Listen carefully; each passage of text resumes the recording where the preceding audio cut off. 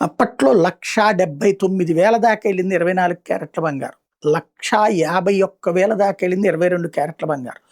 ఆ తర్వాత మళ్ళీ వెనక్కొచ్చి 1,30,000 దాకా 1,35,000 1,36,000 దాకా వచ్చి 24 క్యారెట్ల బంగారం మళ్ళీ 1,50,000 దాకా వెళ్ళి మళ్ళీ 1,43,000 దగ్గరకు వచ్చింది లాస్ట్ మంత్. మళ్ళీ ఇప్పుడు 1,62,000 నిన్న, మళ్ళీ ఇవాళ కొంత తగ్గింది 1,60,000. ఈ బంగారం పైన ఎటు అన్నది బంగారం వ్యాపారులు కూడా చెప్పలేకపోతున్నారు. ఇదివరకైతే వ్యాపారులు పర్ఫెక్ట్గా చెప్పేవాళ్ళు, ఈ నెలలో ధరలు పెరుగుతాయి, వచ్చే నెలలో తగ్గుతాయి, లేకపోతే ఇట్లాగనేటటువంటి వాళ్ళు దానికి అనుగుణంగానే బంగారం వ్యాపారం చేస్తుండేవాళ్ళు. ఇప్పుడు చూస్తే బంగారం ధర ఎప్పుడు పెరుగుతుందో ఎప్పుడు తగ్గుతుందో తెలియట్లేదు. ఇదివరకు యుద్ధాలు వచ్చినప్పుడు ధర పెరిగేది, ఇప్పుడు యుద్ధాలు వచ్చినప్పుడు ధర తగ్గుతుంది. యుద్ధం ఆగినప్పుడు అప్పట్లో ధర తగ్గేది, ఇప్పుడు యుద్ధం ఆగిన తర్వాత ధర పెరుగుతోంది. అంటే కంప్లీట్ ఫార్ములాలు మారిపోయినాయి. 2 రోజులు 4 కాదు 6 అన్నట్టు తయారైంది.